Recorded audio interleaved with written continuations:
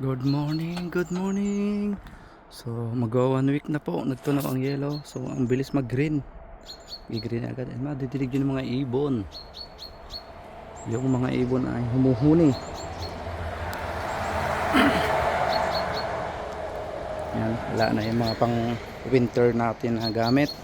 Tinago ko na. So ganda pakinggan. Kakatawa. Nag-green na ulit ang mga pine trees. So ngayon ay papasok tayo sa trabaho. 9 AM ang pasok ko. Bali 6 hours tayo. 6 hours tayo today. So let's go. Sana ay maging okay ang trabaho. Yan, to all viewers out there, thank you so much for watching.